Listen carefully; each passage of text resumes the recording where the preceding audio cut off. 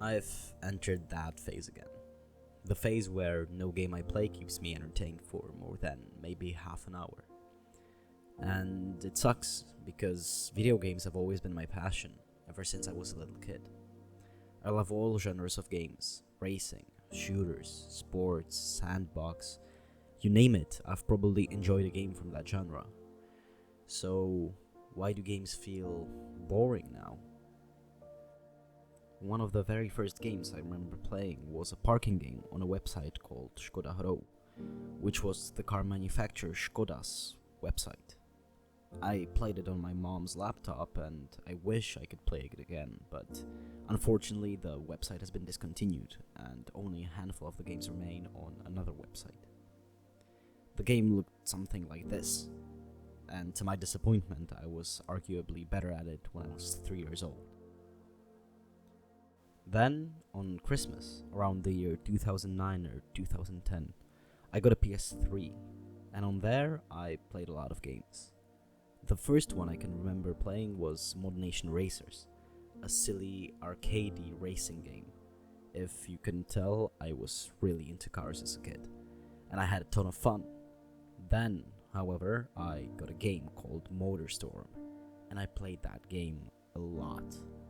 It was fun. There were people running around that you could run over, a lot of different modes, and it was overall a great game. As I got older, I moved on to shooters, mainly the Resistance series. I have very fond memories of playing Resistance 2 split screen with my dad, and even remember the multiplayer a little, though I didn't play much of that at the time. I also played Killzone with my dad, and looking back, these two franchises were probably what got me into FPS games as a whole. But it wasn't just the games, it was the experience of playing with my dad that contributed too. As I got older, I started playing a lot of multiplayer games like Call of Duty and Battlefield, along with games such as NHL or FIFA. The amount of time I spent playing on the PS3 is probably in thousands of hours, and I made some great memories playing those games. The gaming industry kind of took a turn since then. Don't get me wrong, there are still some amazing and fun games being made, but there is one main difference. Take Call of Duty as an example. When I first started playing Call of Duty, the newest game in the franchise was Modern Warfare 3. And since that installment, every new Call of Duty had something new, something that the previous one didn't have. And it made the game worth buying and playing. Yes, the core gameplay was still the same, it was still kill bad guy.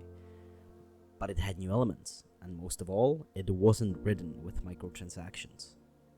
Back then, you had to grind to get the camo you wanted, not that you spent $5 and bought it from the store.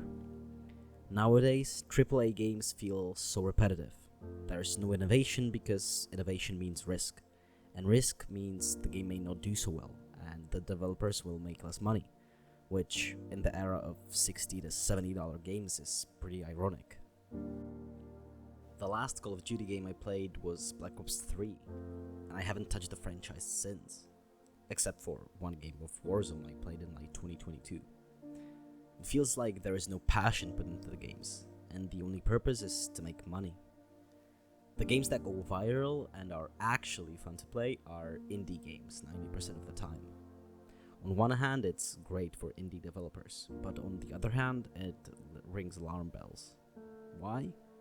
Because AAA studios are the ones meant to be making groundbreaking games, especially when you compare the budgets. Games like Liar's Bar, Buckshot Roulette, or Lockdown Protocol are all made by small studios, often not bigger than a few people, and all of those games are miles ahead in terms of fun when compared to any of the recent COD games. I still am a consumer of many of these games, mainly FIFA or EAFC now, but I own FIFA 22 and EAFC 24, and I never thought about buying EAFC 25, because it just isn't worth the money. The only reason I made the upgrade from 22 to 24 was for the better graphics and updated rosters and teams. If it wasn't for that, I'd never buy a newer game from the franchise, because frankly, it just feels like a scam. Well, the reasons are plenty, and it's gonna be different for everyone. It could be that the games you're playing just aren't fun.